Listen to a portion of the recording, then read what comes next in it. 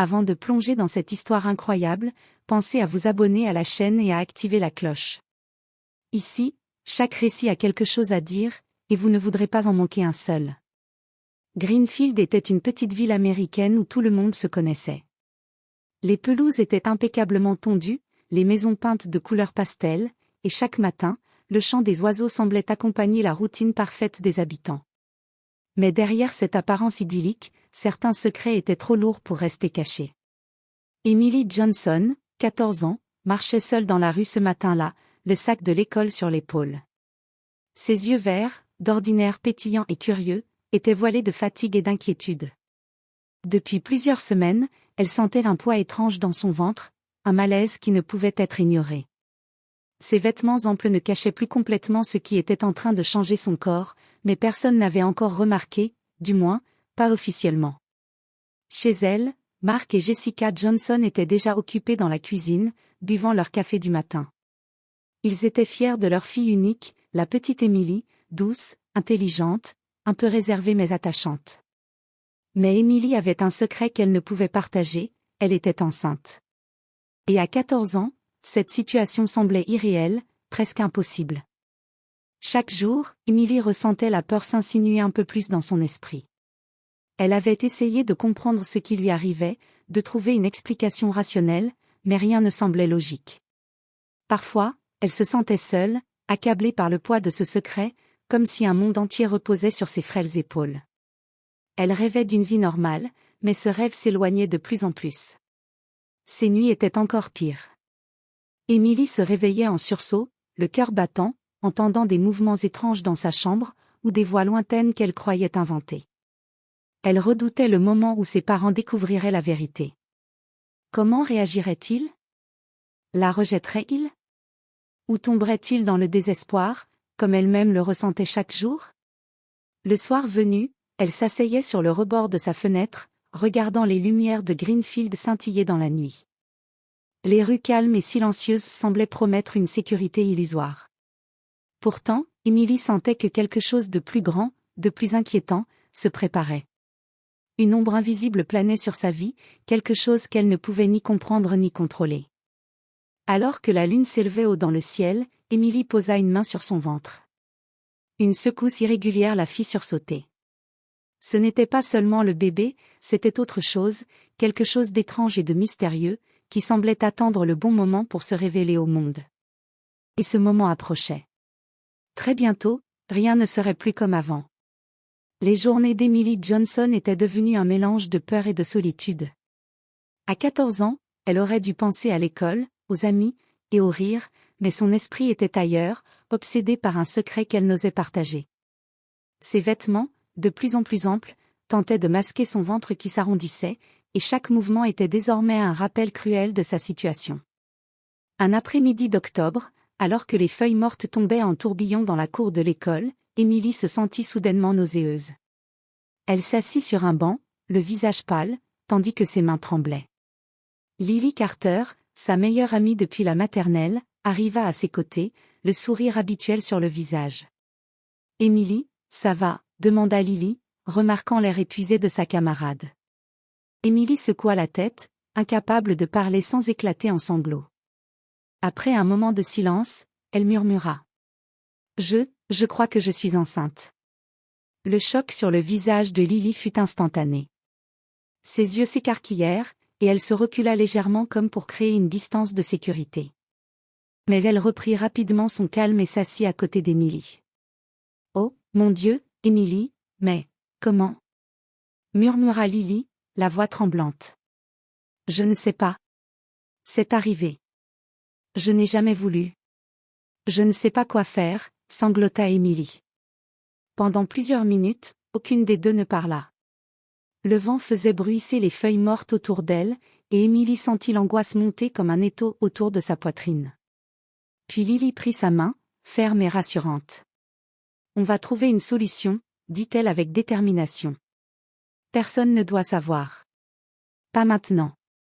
Pas tant que tu n'es pas prête. » Emily hocha la tête, les larmes coulant silencieusement sur ses joues. Elle se sentait à la fois soulagée et terrorisée, avoir enfin quelqu'un à qui parler était un réconfort, mais cela ne rendait pas son secret moins lourd à porter. Les semaines suivantes furent un mélange de mensonges et de cache-cache. Émilie évitait les vêtements serrés, inventait des excuses pour les cours de sport, et commençait à ressentir les premiers mouvements de son bébé. Des coups légers mais distincts secouaient son ventre, et parfois, ces mouvements semblaient étrangement organisés, comme si l'enfant réagissait à ses émotions. Un soir, alors qu'Émilie se sentait particulièrement faible et douloureuse, sa mère, Jessica, entra dans sa chambre pour vérifier si tout allait bien. Émilie, prise de panique, tenta de cacher son ventre sous la couverture, mais Jessica fronça les sourcils. « Émilie, tu es sûre que tu te sens bien ? Tu sembles différente. » Émilie sentit son cœur battre à toute vitesse. Elle ne pouvait plus reculer. Elle murmura. « Maman, je dois te dire quelque chose, mais je ne veux pas que tu sois en colère. » Jessica, le visage inquiet, s'assit sur le bord du lit. « Dis-moi. »« Je suis enceinte, » finit par avouer Émilie, la voix brisée. Le silence qui suivit fut glacial. Jessica sentit son souffle s'arrêter et recula instinctivement. Marc, alerté par les cris étouffés, entra dans la chambre, et ses yeux s'ouvrirent de stupeur. « Quoi ?» balbutia-t-il, incrédule. Émilie secoua la tête, incapable de parler davantage. Les mots avaient dépassé sa peur, et maintenant, la vérité était là, exposée, terrifiante et irréversible. « Il faut qu'on aille à l'hôpital, » dit finalement Jessica, la voix tremblante mais ferme. « On doit s'assurer que tu vas bien, que le bébé va bien. » Émilie savait que ce moment allait changer sa vie pour toujours. Et elle ne se doutait pas encore de ce qui allait être découvert lors de l'accouchement. Le jour fatidique arriva plus tôt que prévu. Émilie sentit des contractions soudaines alors qu'elle était encore dans sa chambre à Greenfield. La douleur était fulgurante, irrégulière, et chaque vague la faisait halter, trembler et pleurer. Lily, qui avait passé la nuit auprès d'elle, tenta de calmer son amie, mais la panique grandissait à chaque seconde. « Il faut appeler les secours, » dit Lily, la voix tremblante mais ferme. Marc et Jessica arrivèrent en courant, la peur gravée sur leur visage. Émilie fut transportée d'urgence à l'hôpital Greenfield Memorial, la sirène hurlante de l'ambulance déchirant le silence de la ville. À l'intérieur, les médecins et infirmières se préparèrent à une césarienne d'urgence. À 14 ans, Émilie était trop jeune et son corps fragile, et le personnel savait que chaque minute comptait. Dans la salle d'opération, le bruit des machines, les bips des moniteurs et les conversations rapides du personnel formaient un tumulte oppressant. Émilie, allongée sur la table, les yeux embués de larmes, entendait des mots rassurants mais qui ne faisaient qu'accentuer son anxiété. Le docteur Helen Carter, chirurgienne chevronnée, entama l'opération. Ses gestes étaient précis, rapides, mais chaque coup d'œil vers le ventre d'Émilie trahissait son inquiétude.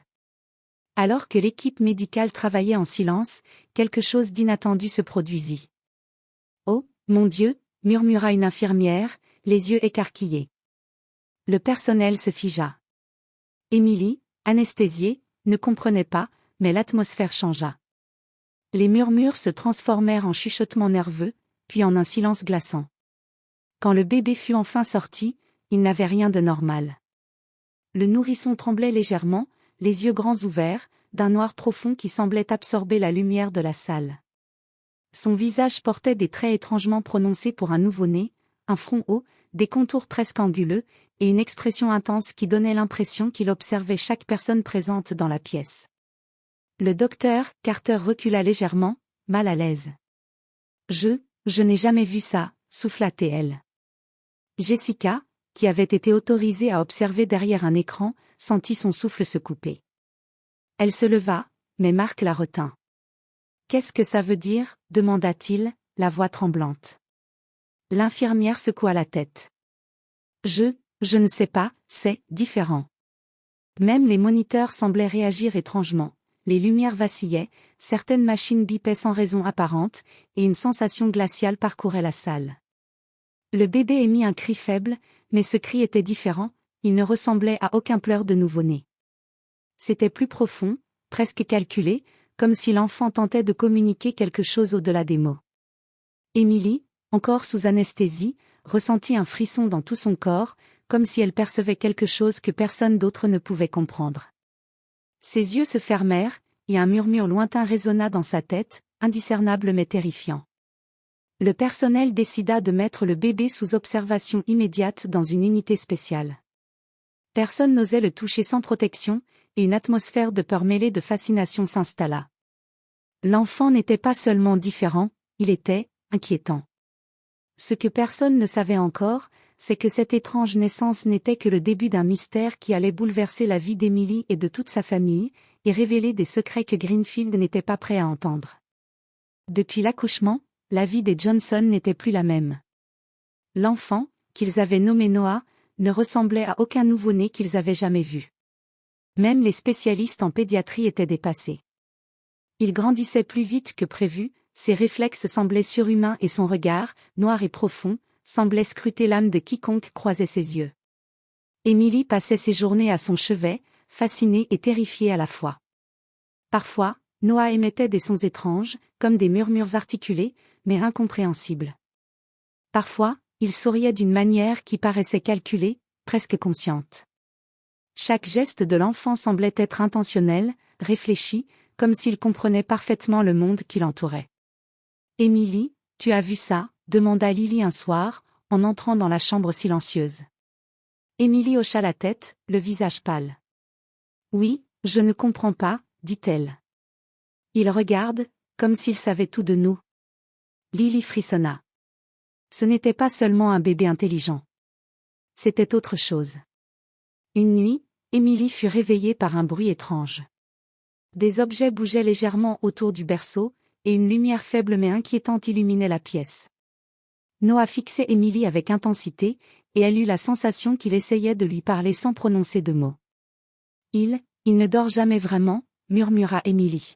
« Et parfois, je jure qu'il voit des choses que nous ne voyons pas. » Mark et Jessica, eux, étaient partagés entre l'amour pour leur enfant et la peur grandissante. Les incidents étranges se multipliaient, les lumières clignotaient seules, des portes s'ouvraient sans raison, et parfois, des murmures inexplicables semblaient provenir du berceau. Même les voisins, lorsqu'ils rendaient visite, sentaient cette atmosphère étrange, comme un froid subtil qui ne pouvait pas s'expliquer. Craignant pour leur santé mentale, la famille décida de consulter le docteur. Henry Wallace, un spécialiste en phénomènes inexpliqués et en psychologie infantile avancée. Après plusieurs jours d'observation, il prit la parole avec une gravité inhabituelle. « Ce que vous avez donné naissance n'est pas totalement humain, » expliqua-t-il en ajustant ses lunettes.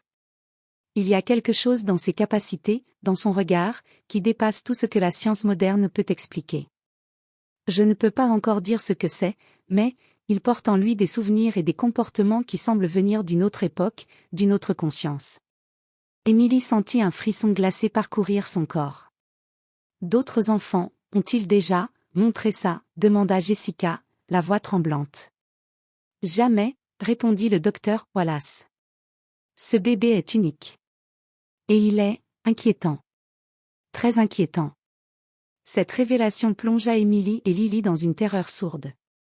Elles passaient des heures à observer Noah, fascinée et effrayée.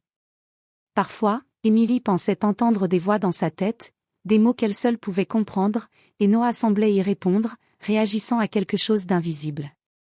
Une nuit, Emily s'approcha du berceau et murmura. « Noah, qui es-tu » Le bébé tourna lentement la tête, et ses yeux noirs plongèrent dans les siens. Un murmure faible, comme un écho ancien, résonna dans sa tête. « Je suis la tante. » Emily recula, terrifiée. Elle comprit que son enfant n'était pas seulement étrange, il portait en lui un secret ancien et dangereux, un mystère qui menaçait de bouleverser sa vie et celle de tous ceux autour d'eux. Le docteur Wallace recommanda alors de garder Noah isolé pour étudier ses capacités, mais Emily, déchirée, refusait de le laisser seul. Elle savait, au plus profond d'elle-même, que cet enfant était à la fois sa plus grande peur et sa seule force. Les semaines passaient, mais la tension autour de Noah ne faisait que croître.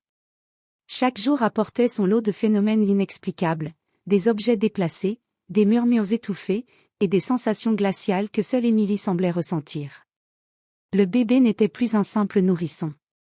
Il avait une conscience, une présence qui semblait dépasser son âge, et il observait le monde avec une intensité presque surnaturelle.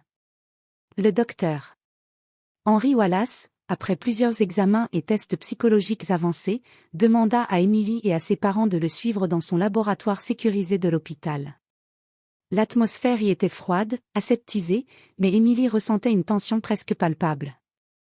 Noah, dans un berceau transparent, regardait calmement autour de lui, comme s'il savait exactement ce qui allait se passer. Ce que nous allons découvrir aujourd'hui, commença le docteur Wallace, d'une voix grave, pourrait changer la perception que vous avez de la réalité. Il activa une série de scanners et d'appareils de mesure qui entourèrent Noah. Les écrans affichèrent immédiatement des anomalies, le cerveau du bébé montrait des connexions neuronales d'une complexité que l'on ne voyait normalement que chez des adultes, et certaines zones s'activaient de manière imprévisible, presque comme si elles répondaient à des signaux extérieurs. Emily sentit une boule d'angoisse dans sa poitrine. Elle savait que Noah n'était pas normal, mais elle n'était pas préparée à ce que les médecins allaient découvrir. Ce n'est pas seulement un bébé, dit finalement le docteur Wallace, la voix tremblante. Il y a en lui une entité ancienne. Ses capacités cognitives, ses souvenirs, ne proviennent pas uniquement de sa naissance. Il semble héberger quelque chose de très ancien, quelque chose que l'on croyait disparu depuis des siècles. Emily recula instinctivement, le souffle coupé. « Qu'est-ce que ça veut dire ?» murmura Jessica, la voix presque un souffle. « Il est la manifestation d'un savoir ancestral, expliqua le docteur Wallace. Son esprit contient des mémoires d'une époque que nous ne pouvons comprendre. Des connaissances, des événements, même des émotions, comme si une conscience ancienne avait trouvé refuge dans son corps. » À ce moment, Noah émit un faible cri, mais ce cri ne ressemblait à aucun pleur normal.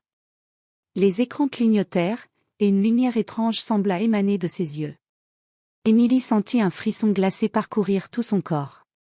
Elle entendit, pour la première fois, une voix claire et distincte résonner dans sa tête. « Je suis le lien entre les mondes. » Emily tomba à genoux, horrifiée mais fascinée. Elle comprit que son enfant n'était pas seulement unique, il était un portail vivant vers quelque chose d'inconnu, un être qui portait à la fois un immense potentiel et une menace que personne ne pouvait mesurer. Le docteur Wallace ajouta. « Il faudra l'étudier, le comprendre, mais nous devons être prudents. Ce que nous avons devant nous n'est pas simplement un bébé humain. C'est quelque chose d'autre. » Emily, les larmes aux yeux, prit la main de Noah. Malgré la peur et l'angoisse, elle sentit un lien indestructible avec lui. Ce bébé étrange, inquiétant et terrifiant était son enfant, et personne, pas même les scientifiques les plus brillants, ne pourrait le séparer de sa protection. La famille quitta le laboratoire, le cœur lourd mais uni, consciente que la vie à Greenfield ne serait jamais plus la même. Le secret de Noah resterait caché, pour l'instant.